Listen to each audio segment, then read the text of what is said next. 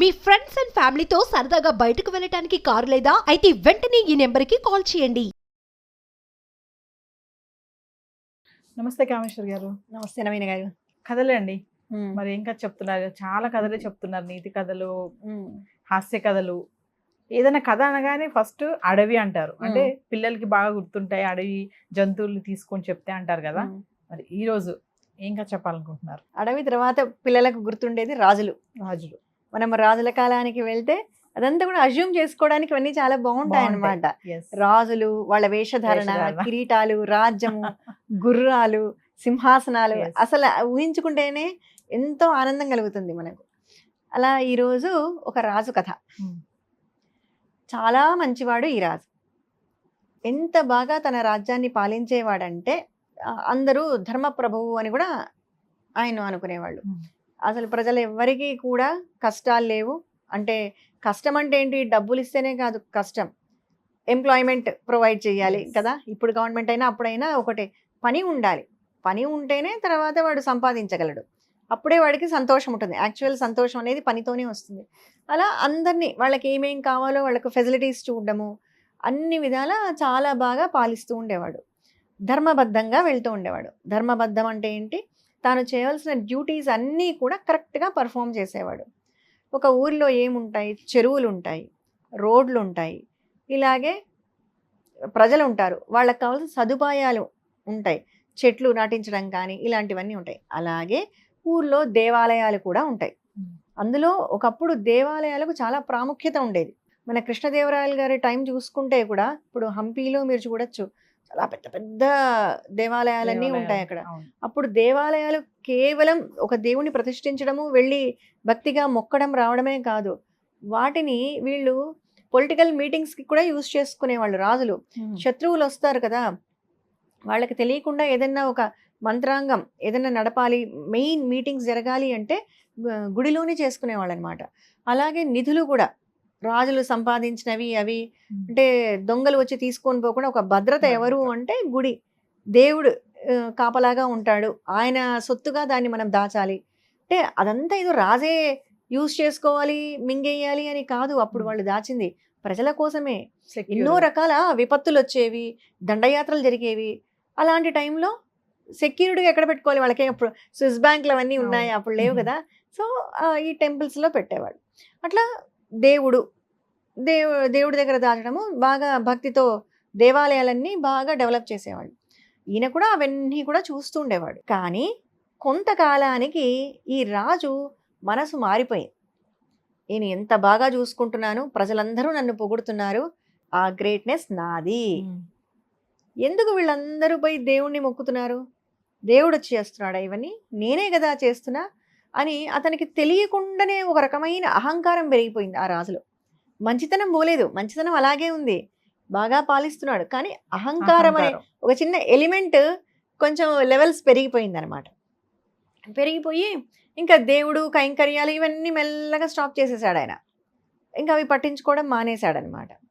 ఇంకా ఈ ప్రజలందరూ కూడా మొదటి నుంచి అలవాటు పడ్డారు కదా అన్ని కార్యక్రమాలకు. సో వీళ్ళందరికీ కూడా బోర్ కొట్టింది. ఏంటి ఒకటే మొనోటనస్ లైఫ్ ఒకటేగా ఉంది, మనకు ఒక భక్తి ఒక పూజ ఏమీ లేదు.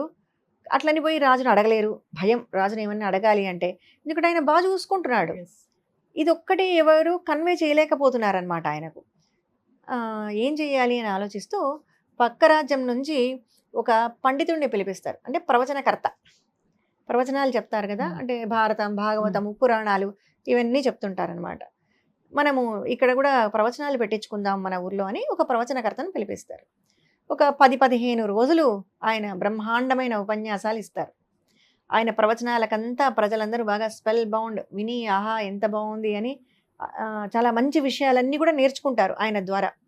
నేర్చుకొని ఇంకా అన్నీ అయిపోతుంది, చివరి రోజు వస్తుంది, ప్రజలందరూ కూడా చాలా గొప్పగా చెప్పుకోవడం విని ఈ విషయము రాజు వరకు చేరుతుంది. తెలియగానే రాజు కూడా సంతోషపడతాడు.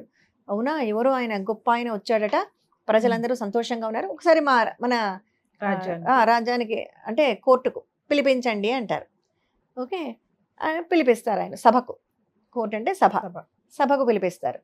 సభకు పిలిపించగానే ఆయన వచ్చి ఇలాగే చైర్లో కూర్చుంటారు. అందరూ ఆసీనులై ఉంటారు, అంత సామంతులు అందరూ ఉంటారు. రాజు ఎంట్రీ ఇస్తాడనమాట. రాజాది రాజా అని చెప్తారు కదా, ఆ అనౌన్స్మెంట్ వస్తుంది. రాజు లోపలికి వస్తూ ఉంటాడు. అందరూ లేచి నిలబడతారు. ఈయన ఈ ప్రవచనకర్త బాగా పద్మాసనం వేసుకొని సింహాసనం మీద కూర్చొని కళ్ళు మూసుకొని కూర్చుంటాడు. ఏమీ అనడు, జస్ట్ కళ్ళు మూసుకొని ధ్యానంలో కూర్చుంటాడు ఆయన. రాజు వస్తాడు, చూస్తూ వెళ్తాడు. ఏమీ చలనం ఉండదు ఆయనలో. వెళ్ళి కూర్చుంటారు. కూర్చున్న తర్వాత సరే వెంటనే నృత్య ప్రదర్శన. ఓకే, రాజనర్తకి నృత్య ప్రదర్శన అంతా జరుగుతుంది. ఈయనలో ఏ చలనము ఉండదు, కళ్ళు మూసుకొనే ఉంటాడు ఈయన ప్రవచనకర్త. రాజుకు ఆశ్చర్యం అవుతుంది.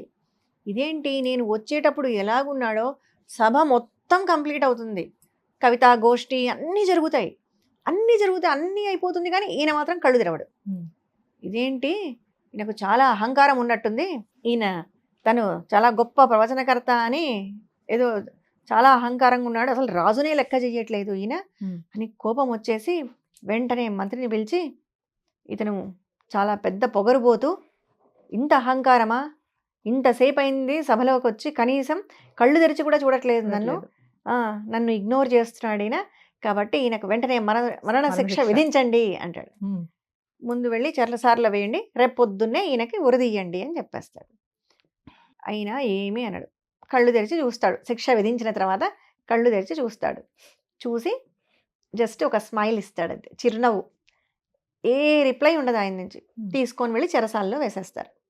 ప్రజలందరూ అయ్యో ఇదేం పోయే కాలము, వినాశకాలే విపరీత బుద్ధి అని ఈ రాజుకి ఏమైంది, దేవుడి పూజలు ఆపేశాడు, మొత్తం పోతే పోనీలే అని మనమేదో ఒక ప్రవచనకారుణ్ణి తీసుకొచ్చి ప్రోగ్రాం పెట్టుకుంటే సత్కరించాల్సింది పోయి ఆయనను శిక్షించడం ఏమిటి అని ప్రజలందరూ చోలు కొరుక్కుంటారు, కానీ ఎవరు గట్టిగా మాట్లాడలేరు. అందరూ బాధపడుతుంటారు, అనవసరంగా పిలిపించాం పాపం ఆయన్ను అక్కడి నుంచి ఇక్కడికి అని. ఇంకా రాజు అంతఃపురంలో ఉంటాడు, ఆయనకు కూడా నిద్ర పట్టదు.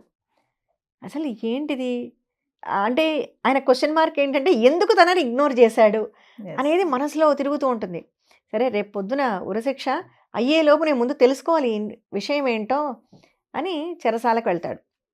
వెళ్ళి ఆ ప్రవచనకారుణ్ణి అడుగుతాడు, స్వామి ఎందుకు మీరు నేను వచ్చినప్పుడు కళ్ళు మూసుకొని ఉన్నారు, నన్ను ఎందుకు ఇగ్నోర్ చేశారు అని అడుగుతాడు.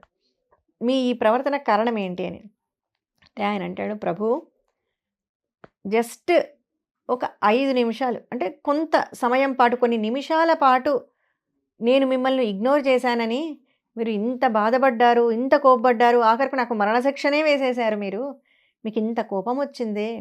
మరి రాజులందరికీ రాజైన వాడు ఒకడున్నాడు భగవంతుడు, మీరు ఆయన్నే ఇగ్నోర్ చేశారు కదా, ఎంతకాలం ఇది మీరు ఆయన్ని ఇగ్నోర్ చేసి, ఆయనకి ఎక్కడ ఏ పూజలు ఏది జరగట్లేదు, భగవంతుడినే మీరు ఇగ్నోర్ చేశారే, మరి ఆయనకి ఎంత కోపం రావాలి మీ మీద అన్నాడట.